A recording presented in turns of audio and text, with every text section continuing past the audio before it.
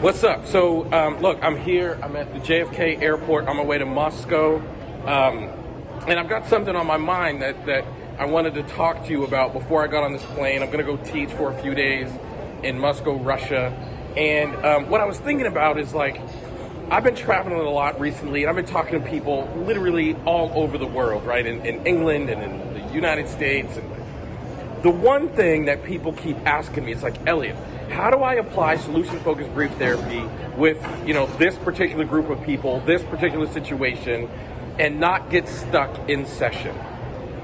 And to be truthful, like, everybody wants to know, how do I use solution-focused brief therapy and not get stuck in session? Because getting stuck in session is such a difficult experience. Like, no one wants to look incompetent.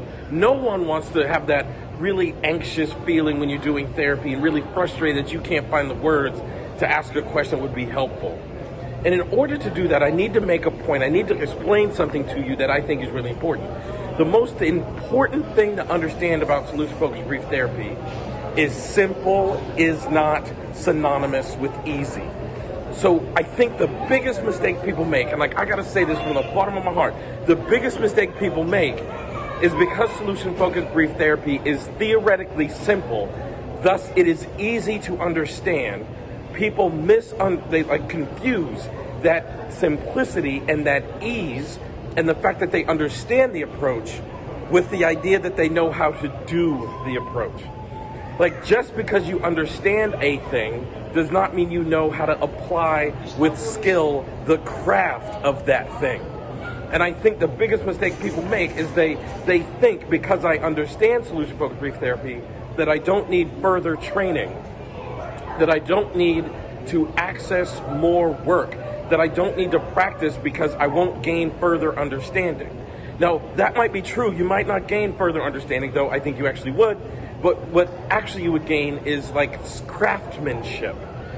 Most people pursue training and they pursue understanding. And because solution-focused brief therapy is so simple, you kind of start from understanding. It's not very difficult, not very confusing, it's not very complicated. But what you have to do is build your craftsmanship. And in this field, we don't spend enough time building our craftsmanship. People they get offered an opportunity to learn more about solution-focused brief therapy, to practice or get training, and their brains tell them, well, no, I don't need it because I already have understanding. But don't go after understanding, go after craftsmanship. Some of the most brilliant solution-focused brief therapists I know, Chris Iveson, Evan George, Jackie Von Sifferbergs, Alicia Courtnidge, all of these people, solution-focused brief therapy is a craft, and they can do things with language and questions that the average clinician can't do. Why? Because they spent a lot of time practicing and building that skill. And I see it all the time. Like, every time I travel and I offer courses and I teach things online, people let their own thinking get in the way of building the craftsmanship because they don't pursue learning opportunities because they feel like I already have understanding. So what's the point of getting more learning opportunities? Well, I'm here to tell you the point is increase in craftsmanship, because that's actually what your clients need, guys. Like, when you are sitting with a client who is struggling with a real problem and life is really knocking them down, they don't need a professional who has high levels of understanding. They need someone who has a high level of skill, of helpfulness and connectivity, and the ability to turn their words into questions that could transform people's lives. And you don't learn that theoretically. That is not something to understand. That is a skill to build. So I am here begging you, do not let your own thinking get in the way of you building your skill. Do not let that own default thinking of, why do I need more training since I already understand it? You need more training. You can always sharpen your knife. I'm going to end this by telling one quick story. I believe Chris Iveson is the best solution-focused brief therapist I've ever seen. I admire the man. I love the man. He is absolutely amazing. When I went to England to do a training, I'd been doing solution-focused brief therapy for about 5 years. At that time, he'd been doing it for 25 years. And I'd been teaching and writing about solution-focused brief therapy for only a couple of years. And I go to England to do an event. And Chris Iveson sat in the very first row and for 2 days was completely locked in, attending to every word I said as a lecturer. And I was so blown away by this. Here's this guy with an unbelievable high level of skill, and he is sitting in the first row of my lecture, paying unbelievable levels of attention.